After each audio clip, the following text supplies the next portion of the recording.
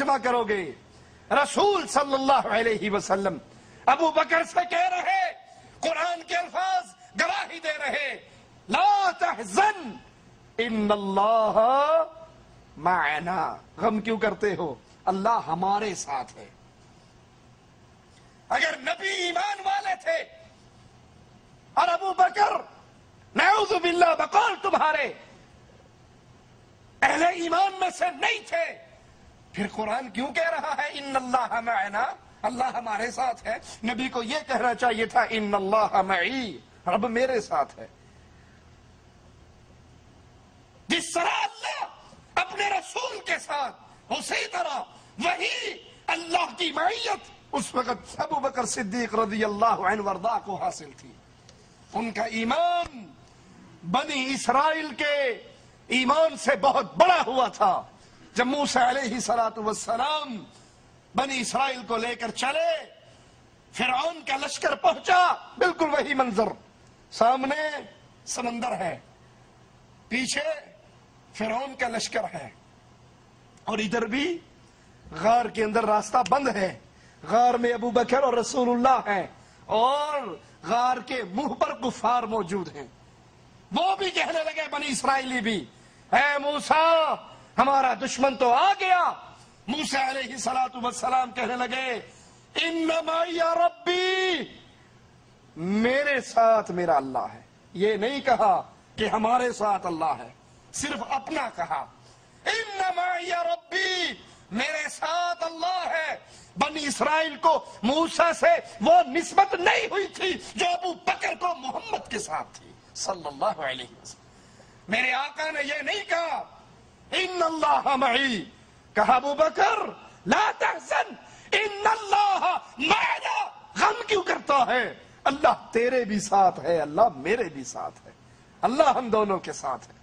بخاری و مسلم میں ہے، رسول اللہ صلی اللہ علیہ وسلم نے پوچھا تم میں سے روزے دار کون؟ ابو بکر نے فرمایا میں۔ پوچھا جنازے کے ساتھ کون چلا؟ ابو بکر نے فرمایا میں۔ پوچھا محتاج کو کھانا کس نے کھلایا؟ ابو بکر نے کہا میں نے۔ پوچھا بیمار کی عیادت آج کس نے کی؟ ابو بکر نے کہا میں نے۔ آپ نے فرمایا سنو، جس میں یہ چار باتیں اکٹھی ہو جائیں، محمد کریم گواہی دے رہے ہیں وہ بندہ جنتی ہے۔ اور یہ چاروں باتیں ابو بکر صدیق میں موجود تھی۔ بخاری و مسلم میں ہے، رسول اللہ صلی اللہ علیہ وسلم نے فرمایا حقوق صحبت کی ادائیگی اور مال خرچ کرنے میں تمام لوگوں سے بڑھ کر محمد پر احسان صرف ابو بکر نے کیا ہے رضی اللہ عنہ وارضاہ۔ اور سنو، میں ابو بکر سے اتنا راضی ہوں، اگر میں نے اللہ کے علاوہ کسی اور کو خلیل پکڑنا ہوتا، ابو بکر کو میں خلیل پکڑتا۔ اسی لیے جب کسی نے پوچھا تھا آقا سب سے زیادہ محبت کس سے ہے؟ کہا عائشہ سے ہے رضی اللہ تعالی عنہا۔ پوچھا آقا مردوں میں کس سے ہے؟ کہا اس کے بابا صدیق اکبر سے ہے۔ کہا اگر اللہ کے علاوہ میں نے کسی اور کو خلیل پکڑنا ہوتا تو پھر میں ابو بکر کو اپنا خلیل پکڑتا۔ صحیح بخاری میں ہے، حدیث پہ ذرا غور کرنا، اور غور کر کے سن کے سمجھ کے آگے بھی سنانا۔ ایک بڑھیا آئی، ایک عورت آئی، اللہ کے نبی صلی اللہ علیہ وسلم سے کسی مسئلے میں گفتگو کرنے لگی۔ آپ نے کہا بی بی اگلے سال آنا۔ کب آنا؟ اگلے سال آنا۔ اس نے کہا اللہ کے نبی اگر میں اگلے سال آئی اور آپ فوت ہو گئے، اگر میں آئی اور آپ، گستاخ ہے وہ جو یہ کہے نبی مر گئے، واجب القتل ہے، گستاخ رسول ہے وہ جو نبی کی موت کا عقیدہ رکھے۔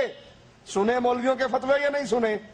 اور یہ صحابیہ ہے، یہ بھی بابن تھی، یہ کہہ رہی نبی میں آؤں اور آپ مر چکے ہوئے، میں آپ کو نہ پاؤں، میں آؤں اور آپ فوت ہو چکے ہو، پھر میں کیا کروں؟ کہنا چاہیے تھا پھر میری قبر پہ آ جانا، میری قبر پہ چلا کاٹ لینا، میری قبر پہ کھڑی ہو کر جیسے ہمارے ہاں پیر صاحب تعلیم دیتے ہیں، مولوی زکریا صاحب لکھتے ہیں فضائل میں، فضائل اعمال میں، مرید اور پیر دونوں بیٹھے ہوئے، پیر صاحب کے مرنے کا وقت آ گیا. اس نے مرید سے کہا بھی چنگا پھر میں تے چلا. مرید اس کا سرہانہ پکڑ کے رونے لگ گیا. بابا جی ابھی تو کوئی خاص فیض بھی نہیں اٹھایا، ابھی تو علی باتاں پڑھنی شروع کی، تسی ٹر چل رہے ہو، ساڑا کی بڑھے گا. کہا فکر نہ کر، پریشان کیوں ہوتا ہے، میری قبر پہ آنا، جو فیض میری زندگی میں پایا کرتا تھا میری قبر سے تجھے وہی فیض ملے گا. مرید بھی کہتا ہے کہ پھر میں نے پیر صاحب کی قبر پہ چلا کاٹا، جو ان کی زندگی میں فیض پایا کرتا تھا وہی قبر سے فیض ملتا تھا. اس حدیث میں کتنے عقیدوں کا رد ہے. پہلی بات، وہ مواحدہ عورت کہہ رہی ہے میں آؤں آپ کو نہ پاؤں، آپ اگر مر گئے فوت ہو گئے. نبی کے بارے میں موت کا عقیدہ رکھنا گستاخی، وگرنہ نبی کی صحابیہ کیسے گستاخی کرتی. دوسری بات، نبی نے اس عورت کو قبر پرستی کی تعلیم نہیں دی، اپنی قبر پہ آنے کی تعلیم نہیں دی، دربار پرستی کی تعلیم نہیں دی، بلکہ جب اس نے کہا اے نبی اگر میں آؤں اور آپ نہ ملے تو میں کیا کروں، کہا اگر میرے بعد آئے تو پھر ابو بکر کے پاس آنا.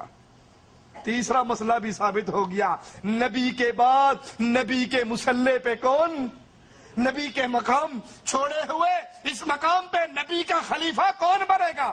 آپ کو کہنا چاہیے تھا بی بی میں نہ ہوں، تو آئے تو پھر تو مولا علی کے پاس آ جانا.